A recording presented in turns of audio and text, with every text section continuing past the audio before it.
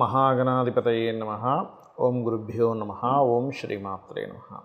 అరుణాం కరుణాతరంగితాక్షీం ధృతపాశాంకుశపుష్పబాణచాపాం అనిమాదిభిరావృతాం మయూకైః అహమిత్యేవ విభావయే భవానీం. శ్రీమాత్రే నమః.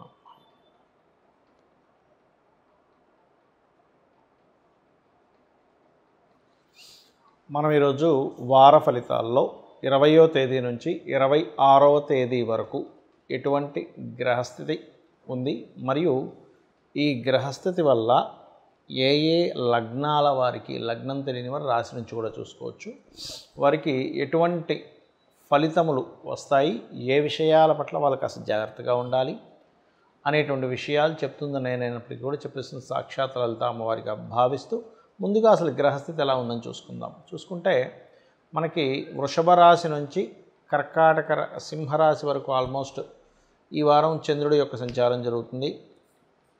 కర్కాటకంలో మనకి రవి మరియు బుధుడు ఉన్నారు.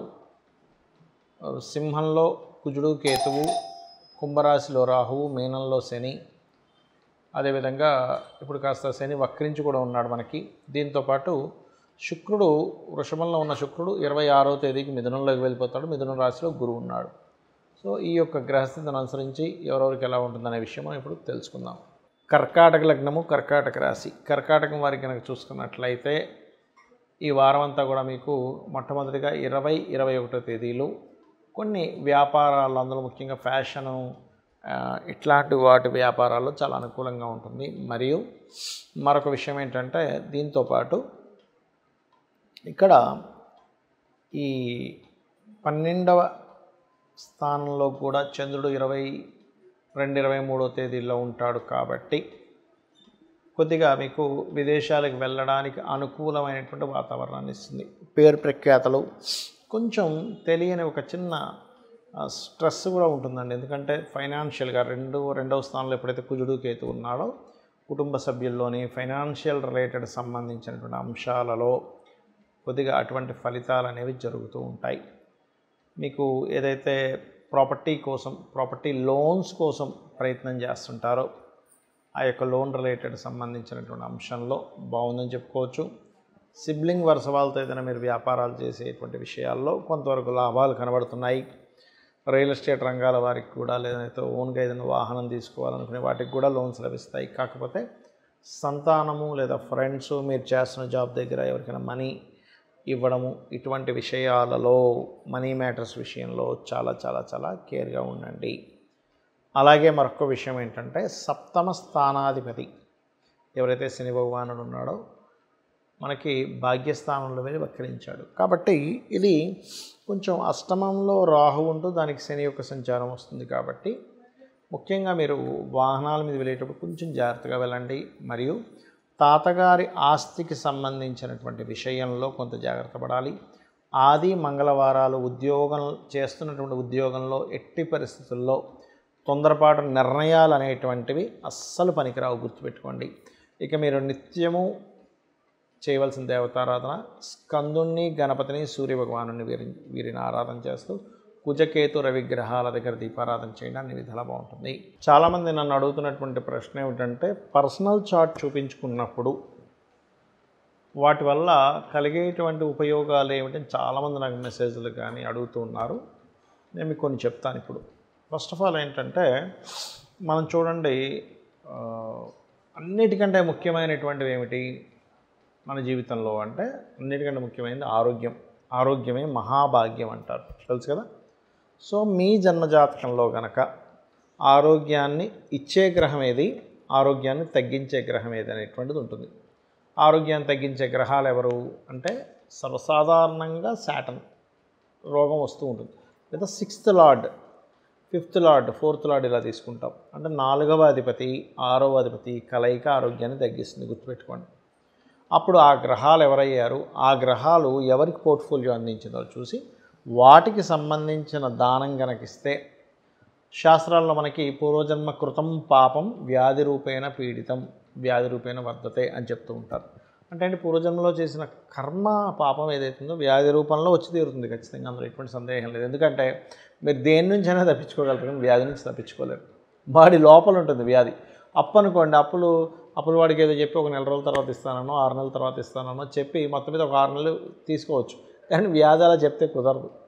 మరి దాన్ని ఎలా తెప్పించుకోవాలంటే పంచమాన్ని యాక్టివ్ చేయాలి. అంటే సూర్య నమస్కారాలు చేయడము, మీకు పంచమ స్థానాధిపతి ఎవరు, పంచమాన్ని యాక్టివ్ చేసే ప్లానెట్ ఏంటి, ఒక్కొక్క లగ్నానికి మారిపోతూ ఉంటాడండి. అలా చూసుకుంటూ ఉండాలి. లగ్నానికి మారిపోతూ ఉంటుంది, గ్రహస్థితి బట్టి మారిపోతుంది. దీనివల్ల ఏమిటంటే మీరు రుణము, రోగము, శత్రుత్వాల నుంచి బయటపడడానికి ఒక రూట్ దొరుకుతుంది.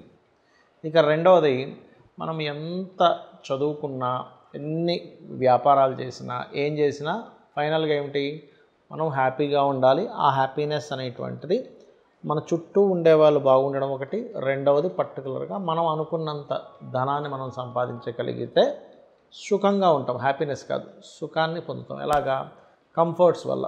కంఫర్ట్స్ని ఇచ్చే ధనం అయితే మన చుట్టూ ఉండే వాళ్ళ యొక్క రిలేషన్స్ కానీ ఇవన్నీ రిలేషన్స్, మన మానసిక స్థితి ఇవన్నీ హ్యాపీనెస్ని ఇస్తాయి.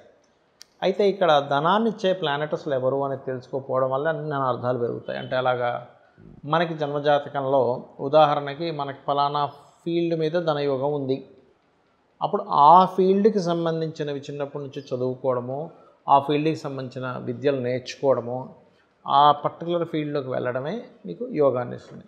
అయితే మళ్ళీ కొన్నిసార్లు గోచారంలో అంటే పర్టికులర్గా మార్కెట్లో ఉండే స్థితిని బట్టి మనం చేసే వ్యాపారాలు కొంతవరకు మీకు యోగం ఉంటే కొంత డబ్బులు వస్తాయి, కాదని కాదు. అంటే ఎలా అంటే ఉదాహరణకి మీ జన్మజాతకంలో అసలు ఏమీ తెలియదు, కానీ మన కోవిడ్ వచ్చింది 2019-20 వచ్చినప్పుడు ఆ సమయంలో మాస్కులు అమ్మిన ప్రతి ఒక్కరు బాగుపడ్డారు. అయితే అందులో ఎవరు కోట్లు సంపాదించారు, ఎవరు వందలు సంపాదించారంటే ఇట్స్ డిపెండ్ ఆన్ వాళ్ళ పర్సనల్ చార్ట్. అలాగే మీ పర్టికులర్ చార్ట్లో మీకు ఉండేటువంటి సిచ్యువేషన్స్తో సంబంధం లేకుండా అసలు ఎవరిస్తున్నారు, రవి ఇస్తున్నాడా మెడికల్ రిలేటెడ్, చంద్రుడు ఇస్తున్నాడా ఫుడ్ రిలేటెడ్, కుజుడు ఇస్తున్నాడా భూములు లేకపోతే మెషినరీ రిలేటెడ్, బుధుడు ఇస్తున్నాడా మార్కెటింగ్ రిలేటెడ్ లేదా వ్యాపారాలు, అలాగే గురువు ఇస్తున్నాడా టీచింగ్స్, ట్రైనింగ్స్, కన్సల్టెన్సీస్, శుక్రుడు ఇస్తున్నాడా మీకు పర్టికులర్గా ఈ క్రియేటివ్ రిలేటెడ్, ఫ్యాషన్ రిలేటెడ్, అందానికి సంబంధించింది ఇట్లాంటివన్నీ, సాటర్న్ ఇస్తున్నాడా, ఏదైనా జాబ్ చేసుకోవడము, లేనట్లయితే consultancy, job consultancies, oil iron business, రాహుకేతులు ఇస్తున్నారా, pharma related, software related, magical related, Ketu is magical planet. అంటే ఎవరిస్తున్నారో తెలుసుకోవాలి ఎప్పుడు కూడా. ఎందుకంటే మనకి ఎవరిస్తున్నారో తెలుసుకోకుండా ఇంకొక రూట్లోకి వెళ్ళడం వల్ల ధనము, శ్రమ, సమయము మూడింటిని కోల్పోతాం. ఈ మూడింటిని సేవ్ చేసేది ఆస్ట్రాలజీ, గుర్తుపెట్టుకోండి. రైట్. ఇలాగే ఒక అంశం అని కాదు, మీరు ఎందుకు ఎక్కువగా స్ట్రెస్ అవుతున్నారు, మీకు ఎందుకు డబ్బులు రావట్లేదు, మీకు ఎందుకు కుటుంబ సభ్యుల్లో ముఖ్యంగా సిబ్లింగ్స్తో పడట్లేదు, ఎందుకంటే పూర్వజన్మల నుంచి వస్తూ ఉంటుంది. ఏదో ఈరోజు మీకు వచ్చిన గొడవ కాదు, ఒకటి గుర్తుపెట్టుకోండి. ఈరోజు ఏదో ఒక మాట అనుకున్నాం, అందుకే నాకు అంటే ఆ జాతకుడు అనుకోవచ్చు వాళ్ళ సిస్టర్స్తోనో బ్రదర్స్తోనో పడట్లేదని. కాదండి, ఆ గొడవ రావడానికి పాస్ట్ లైఫ్లో చేసుకుని కొన్ని కర్మలు ఇంటి పడుతూ ఉంటాయి. ఎందుకంటే చాలామందికి సందేహం ఉంది, ఏమంటే అసలు జ్యోతిష్శాస్త్రం నిజంగానే పనిచేస్తుందా, అసలు నిజంగానే ఉందా అని. ఎందుకంటే నిజంగానే జ్యోతిష్శాస్త్రం లేకపోతే మహర్షులు ధ్యానంలో కూర్చొని వాటి మీద కొన్ని వందల వేల శ్లోకాలు రాయరు. ఇది గుర్తుపెట్టుకోండి. వాళ్ళకి పనిపాటు లేదా చెప్పండి?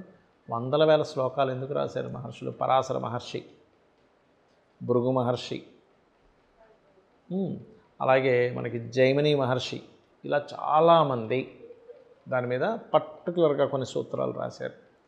కాబట్టి మనకి జ్యోతిష్శాస్త్రం ద్వారా వీటిని 100% తెలుసుకోవచ్చు. బ్యాడ్ టైం ఏంటి, గుడ్ టైం ఏంటో కూడా తెలుసుకోవచ్చు. ఒక ఇన్వెస్ట్మెంట్ చేస్తున్నాం, what is the good time, అది చాలా ఇంపార్టెంట్ అండి. ఎందుకంటే ఏదో ఇన్వెస్ట్మెంట్ చేసేసాము, రాలేదు. నేను దీని మీద చాలా రీసెర్చ్లు చేశాను. అంటే అలాగా అసలు జాతకమే బాగాలేని వ్యక్తికి కూడా ఇన్వెస్ట్మెంట్ చేసి మనం చూద్దాం. ఆ వ్యక్తి డబ్బుల కోసం ఇబ్బంది పడుతున్నాడు కదా, సరే వాడికి ఇచ్చి చూద్దాం. ఆ జాతకం బాగాలేనప్పుడు ఆ ఇన్వెస్ట్మెంట్ చేసి కూడా డౌన్ఫాల్ అవ్వడం నేను చూశాను. అంటే ఏంటి, వాళ్ళకి బాగాలేనప్పుడు మనం ఎంత సపోర్ట్ చేద్దామన్నా కొంతవరకే వాళ్ళకి సపోర్ట్ అవుతుంది, కానీ వాళ్ళ జాతకం ఈజ్ మోస్ట్ ఇంపార్టెంట్. అలాంటప్పుడు వాళ్ళు రెమెడీ చేసుకుంటే కానీ ముందుకు వెళ్ళలేకపోతున్నారని నాకు అర్థమైంది. రెమెడియల్ పార్ట్ ఎంతవరకు ఉపయోగపడుతుందని చాలామంది అడుగుతుంటారు. ఒకటే గుర్తుపెట్టుకోండి, రెమెడియల్ పార్ట్స్ చాలా రకాలుగా ఉంటుంది. మీరు మంత్రం చదువుకోవచ్చు, ఆ మంత్రాన్ని 2 రకాలుగా ఉంటుంది. మీకు ఏదైతే ఇబ్బంది ఉందో, ఉదాహరణకి ఫైనాన్షియల్ ఇబ్బంది, ఓం సంపత్కరీ సమారూఢ సింధుర వ్రజ సేవితాయ నమః, లేదు ఆరోగ్య సంబంధించిన ఇబ్బంది, ఓం సర్వవ్యాధి ప్రశమని సర్వమృత్యు నివారిణి అగ్రగణ్య అచింత్య రూప కలికల్మషనాశిని నమః.